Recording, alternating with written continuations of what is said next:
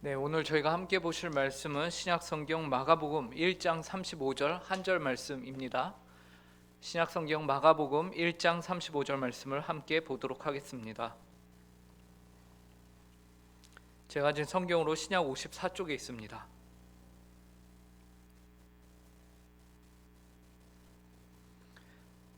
마가복음 1장 35절 한 절 말씀을 저희가 한 목소리로 함께 읽도록 하겠습니다. 읽겠습니다. 시작.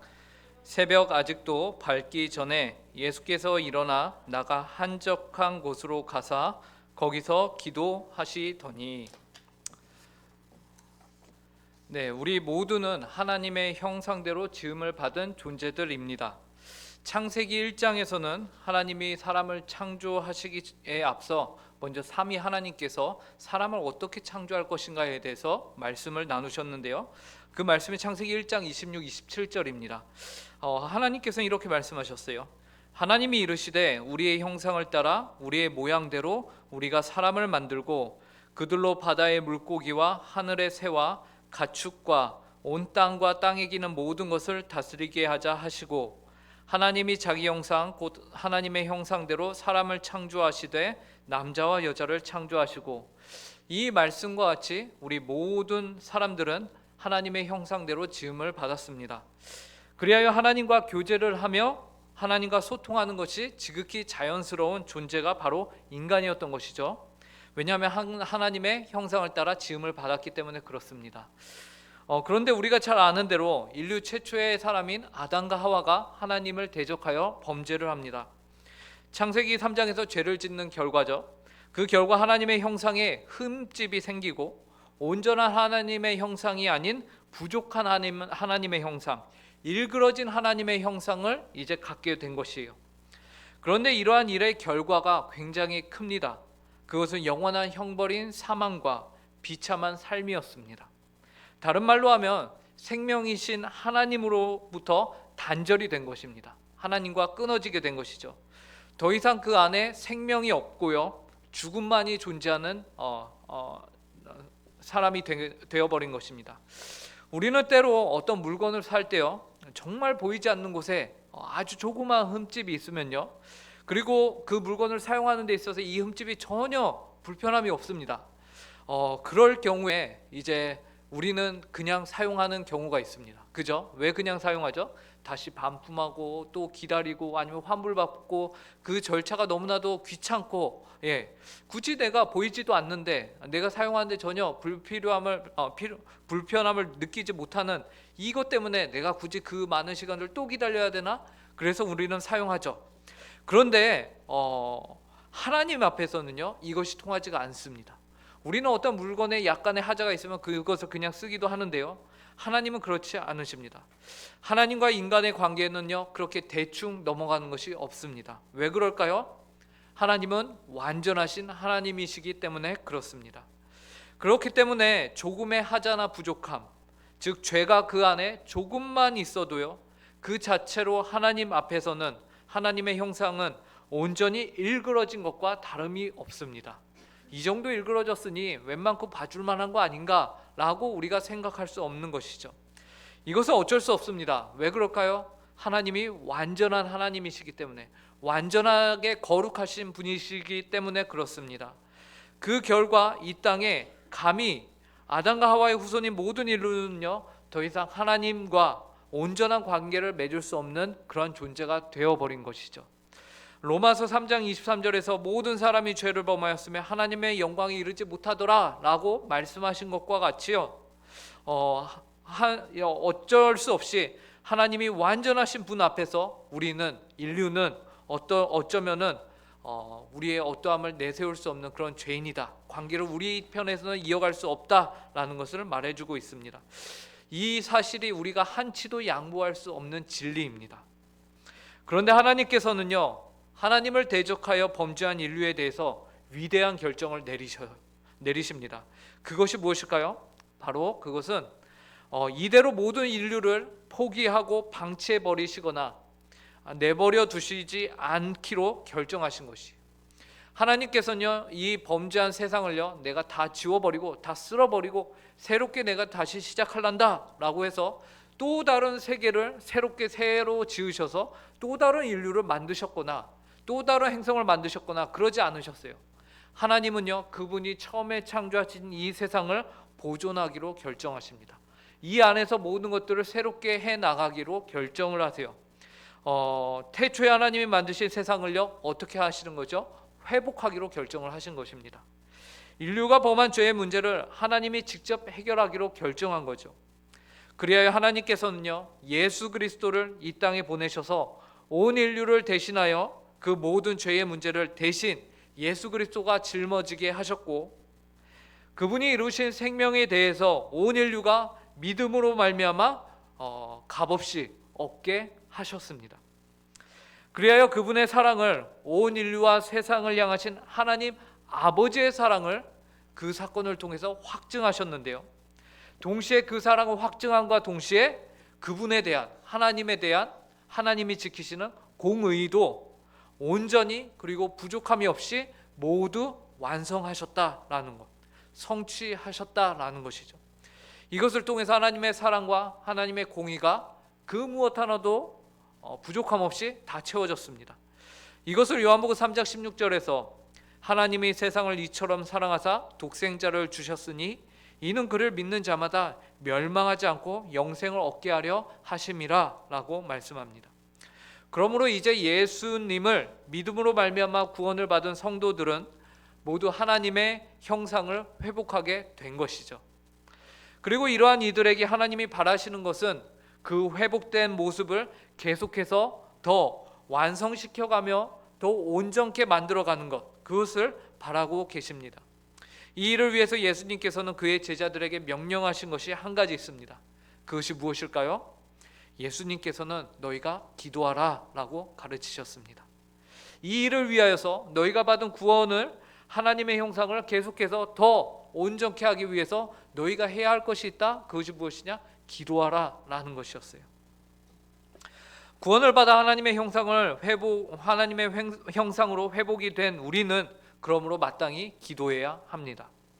예수님께서는요, 마태복음 5장부터 7장에 이제 중심으로 주님을 따르기를 바라는 이들을 향해서 너희가 마땅히 기도해야 된다라고 말씀하셨어요. 먼저는 산상수훈의 가장 중심부에 예수님이 어떤 내용을 심으셨냐면 주기도문을 심으셨습니다. 이 기도문을 통해서 주님을 따르는 제자들이 어떻게 하나님께 기도를 해야 되는지, 아니요, 하나님이 어떤 분이시고 그분께 우리가 기도드리는 대상이 누구이신지부터 시작을 해서 기도에 대해서 다 가르쳐주고 있습니다. 우리가 너무나도 잘 아는 대로 주기도문에는요, 먼저는 우리의 기도를 받으시는 하나님이 어떤 분이시냐, 하나님께서는 하늘에 계신 우리의 아버지가 되신다라고 하면서 전능하시면서 그 전능하신 분이, 전지전능하신 분이 나의 아버지가 되신다라는 사실을 예수님이 가르치시죠. 그래서 우리가 기쁨으로, 감사함으로, 기대함으로 하나님께 기도할 수 있게끔 만듭니다. 그리고 이 주기도문은 여러분들이 잘 아시는 대로 두 부분으로 나눠지죠. 앞부분은 하나님에 대한 부분, 뒷부분은 우리의 실제 생활에 대한 간구로 구성이 되어 있어요.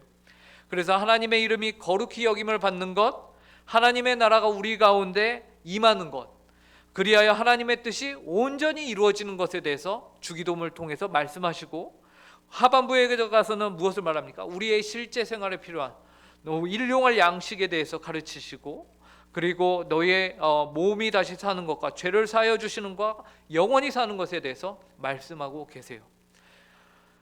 그런데 예수님께서는요, 마태복음 5장부터 7장의 상상수훈에서요, 단지 기도의 본보기로서 주기도문만을 가르치고 계시지는 않으셨다라는 것을 우리가 또한 생각해 봐야 합니다.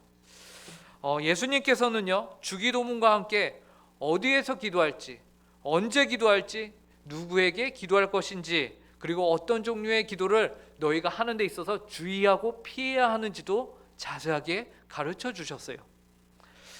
그래서 마태복음 5장 5절에서는요, 외식하는 자들과 같이 너희가 기도하지 말라라고 말씀하셨습니다.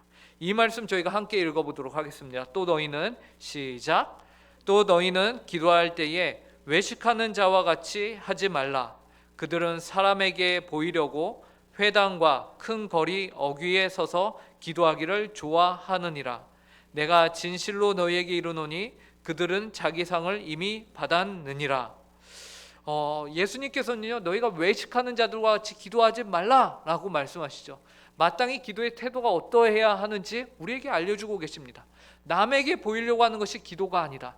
기도를 누구에게 보여야 하냐? 바로 하나님 아버지께만 보여야 한다라고 말씀하고 계신 것이요. 그러면 외식하지 말며 어떻게 기도하라고 합니까? 은밀한 중에 기도하라고 하세요. 그 다음 6절을 보면 이렇게 말합니다. 함께 읽어보겠습니다. 너는 시작. 너는 기도할 때에 내 골방에 들어가 문을 닫고 은밀한 중에 계신 내 아버지께 기도하라. 은밀한 중에 보시는 내 아버지께서 갚으시리라. 이처럼 예수님께서는 너희가 외식하는 자들과 같이 하지 말고 은밀한 중에 골방에서 아무도 없는 데서 너희가 마땅히 기도해야 한다라고 말하죠. 그래서 철저히 우리의 기도가 누구 앞에서 하는 것이냐? 하나님 앞에서 하는 것임을 우리에게 가르쳐 주세요. 그리고 피해야 하는 기도의 예로 이방인의 기도도 말씀하세요. 이방인의 기도는 어떤 기도냐? 중언부언하는 기도였습니다. 제가 읽어보겠습니다. 마태복음 5장 7절인데요. 또 기도할 때에 이방인과 같이 중언부언하지 말라. 그들은 말을 많이 하여야 들으실 줄 생각하느니라. 이방인들은요, 자신들의 힘과 능력, 자신들의 노력이 지성이면 감천이다. 내가 열심히 노력하면 하늘을 감동케 할 수 있다라는 그러한 생각을 갖고 있었어요. 그래서 열심히 중언부언 계속해서 했던 얘기 또 하고 하면은 언젠가는 이 기도가 성을 이루면은 그때 이루어지겠지라는 잘못된 착각을 갖고 있었다라는 것이. 그 안에 무엇이 들어가 있습니까? 내 열심과 내 노력이 기도 안에 들어가 있는 것이요. 하지만 그것이 아님을 주님께서는 말씀하십니다. 그리고 마땅히 무엇을 위해서 기도해야 하는지 알려주시죠. 우리가 너무나도 사랑하는 기도 구절입니다. 마태복음 5장 33절 함께 읽어보도록 하겠습니다. 시작. 그런즉 너희는 먼저 그의 나라와 그의 의를 구하라. 그리하면 이 모든 것을 너희에게 더하시리라. 기도를 열심히 한다고 이루어지는 것이 어느 정도 시간을 채워야 이루어지는 것이 아니라 무엇을 구하면 된다고 합니까? 먼저 그의 나라와 의를 구하라라고 말씀하시죠. 이와 같이 주님께서는요, 구원을 받은 주의 백성들과 주님을 따르기로 결정한 주님의 제자들을 향해서 무엇을 강조하고 계시죠? 기도를 강조하고 있습니다. 기도에 대해서 이처럼 장대하게 예수님께서는요, 많은 가르침을 그의 제자들에게 베푸셨어요. 이 사실은 우리에게 무엇을 알려줍니까? 예수님이 기도를 중요하게 여기셨다라는 것을 우리에게 알려줍니다. 이 말은 우리에게 너희가 기도해야 한다, 기도하는 것이 마땅한 바다라고 알려주시는 것이죠. 그런데 예수님께서는요, 기도를 단지 말로만 가르치신 것이 아니고 예수님 자신이 기도를 실천하셨습니다. 예수님 자신이 기도를 실천하셨어요. 우리는 예수님께서 외딴 곳에 홀로 기도하러 가셨다라는 것을 오늘 본문 함께 읽어봤습니다. 새벽 아직도 밝기 전에 예수께서 일어나 나가 한적한 곳으로 가사 거기서 기도하시더니, 예수님께서는요 기도하셨습니다. 여러분, 새벽이 아직 밝기도 전에 그 누구도 없는 장소에서 예수님이 그 누구의 방해도 받지 않는 시간에 장소와 시간을 따로 구분하셔서 무엇을 하셨습니까? 기도하셨어요. 저 같으면 예수님같이 피곤하다 그러면은 아무도 방해받지 않는 시간, 아무도 방해받지 않는 장소를 열심히 찾아서 무엇을 할까요? 좀 잘 것 같습니다. 근데 예수님께서는요, 주무시지 않으시고 그 시간과 장소를 찾으신 다음에 거기서 무엇을 하셨냐? 기도하셨습니다. 그런데 이것이 우리에게 충격입니다. 왜 충격일까요? 왜 충격일까요? 여러분, 예수님은요 하나님이십니다. 그죠? 하나님이시면은 기도를 받으셔야 마땅하신 분이세요. 근데 그 기도를 받기에 마땅하신 그 예수님께서 무엇을 하셨다고요? 기도하셨다라는 것입니다. 왜 기도하셨을까요? 예수님이 왜 기도하신 것이죠? 굳이 예수님이 이처럼 기도를 열심히 하셔야 할 이유가 있으셨을까요? 사실 예수님은 하나님이시고 예수님이 이 땅에서 성령 충만하지 않은 순간이 단 1초도, 예수님이 성령이 충만하지 않았던 그 순간들이 단 한 번이라도 있었을까요? 없었습니다. 예수님은 언제나 늘 성령이 충만하셨어요. 성령이 충만하였다는 것은 무엇을 의미합니까? 그 안에 내 자신은 성령님과 성부 하나님과 언제나 삼위 하나님이 왕성한 교제를 이루어가고 계셨다라는 것을 말합니다. 그런데 예수님이 왜 기도하셨을까요? 예수님께서 이토록 기도하신 이유, 왜 실천을 하셨는가? 이러한 질문을 우리가 할 수 있는 것이죠.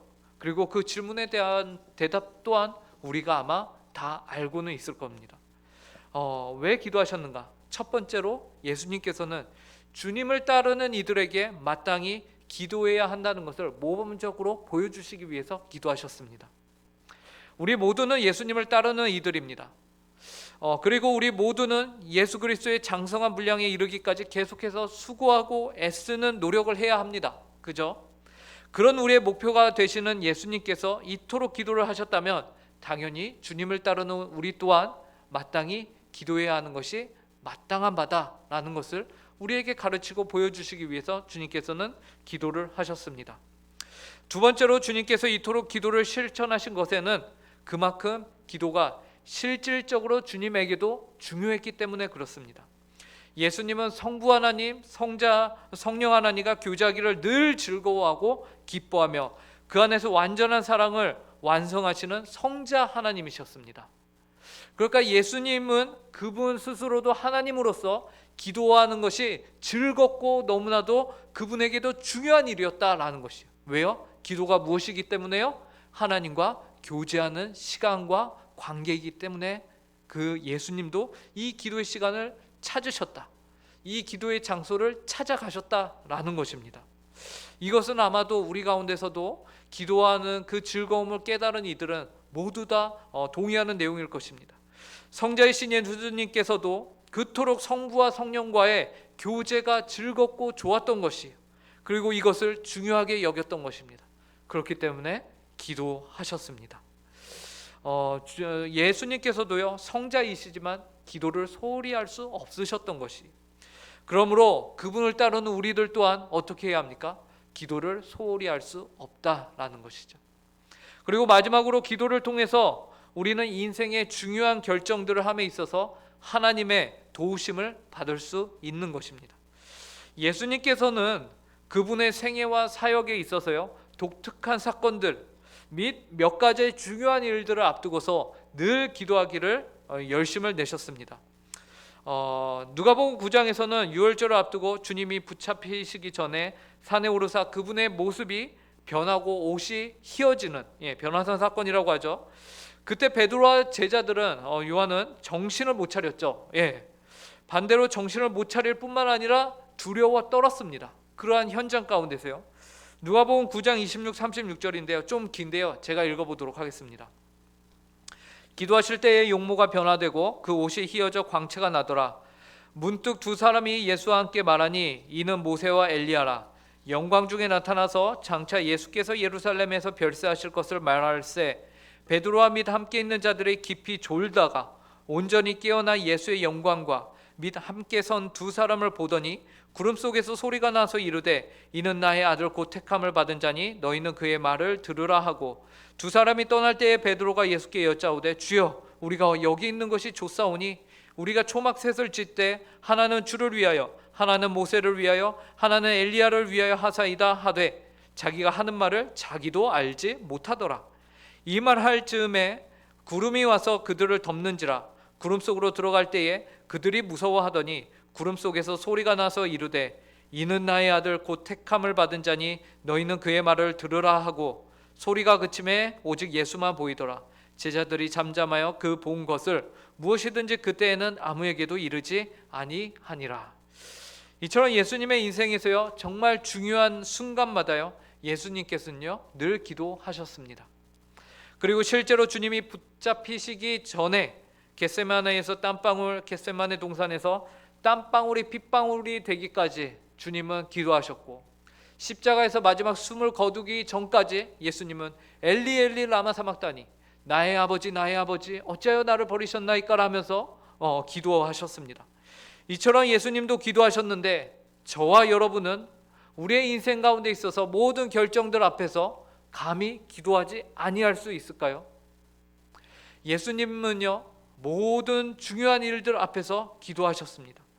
저와 여러분은요 예수님과 같은 하나님도 아니며 심지어 죄를 범한 인간인데, 그렇다면 당연히 우리는 더 하나님께 기도하며 간구하고 그분을 붙들어야 하지 않을까요? 그러므로 여러분, 우리는 기도해야 합니다. 예수님과 기도는 성경에서 굉장히 중요하게 예수님은 성경에서 기도를 굉장히 중요하게 말씀하고 계세요. 예수님은 저와 여러분에게 어떻게 기도해야 하는지, 기도의 방향과 목적과 내용까지도 모두 알려주셨습니다. 그토록 예수님은 이 기도가 중요한 것임을 강조하시는 것이에요. 그리고 주님을 따르는 모든 이들이 예수님과 같이 기도하기를 원하고 계신 것이죠. 그러므로 저와 여러분은 기도해야 합니다. 또한 예수님께서는 직접 기도를 실천하셨습니다. 이는 우리에게 도전을 줍니다. 기도는 말로만 하는 것이 결코 아니구나. 머리로 알고 있다고 기도가 어떤 거지, 내가 이론적으로 알고 있다고 그것이 기도가 아니구나. 성자이신 예수님도 기도하셨는데 내가 기도를 안 하며 이 세상을 산다는 것은 정말 잘못되어도 한참 잘못된 것이구나. 우리는 스스로를 돌아봐야 합니다. 예수님이 기도를 실천하셨다면 우리도 기도를 실천해야 합니다. 그래야 우리의 삶에 중요한 순간마다 세상과 주변으로부터 방해를 받지 않는 여러분만의 기도의 시간과 장소를 찾아가시기 바랍니다. 그 시간과 장소 중에 하나가 바로 오늘 우리가 모여서 기도하는 이 금요 기도회일 것입니다. 우리는 금요 기도회 시간에 함께 합심하여 기도하지만 또한 합심 기도 이후에 개인의 기도 제목을 가지고서 하나님께 기도하는 시간을 따로 갖죠. 올해 2023년 새벽 기도회, 금요 기도회 등 우리가 하나님을 고요하게 부르며 찾을 수 있는 기도의 시간과 장소를 찾으시는 모든 성도님들이 되시길, 그래야 여러분의 2023년은 그 어느 때보다 기도의 사람으로 하나님 앞에서 살아가시는 한 해가 되기를 간절히 바랍니다. 함께 기도하겠습니다. 하나님 아버지, 감사합니다. 오늘 이 귀한 기도회로 저희를 불러주시고 인도하여 주시니 감사합니다. 하나님 아버지, 이 기도회 가운데 저희가 주님 앞에 온전히 서며 하나님 아버지, 예수 그리스도께서 기도에 대하여서 가르치시고 말씀하신 바를 저희가 또한 이 시간 함께 배웠습니다. 예수님께서는 또한 기도를 가르치실 뿐만 아니라 또한 기도하셨습니다. 하나님 아버지, 저희 또한 그 예수님을 따르는 자들이며 성도이며 주님의 자녀이며 또한 제자들로서 먼저 가신 예수 그리스도를 닮아 주님께서 가르치신 그 기도를 저희가 온전히 알고 무엇이 옳고 바른 기도인 줄 알고, 그것을 단지 머리로만 아는 것이 아니라 지식적으로 이론적으로만 아는 것이 아니라 실제로 기도하여 하나님과 관계를 맺는 저희가 되게 하여 주시옵소서. 감사하며 이 모든 말씀 예수님의 이름으로 기도합니다. 이 시간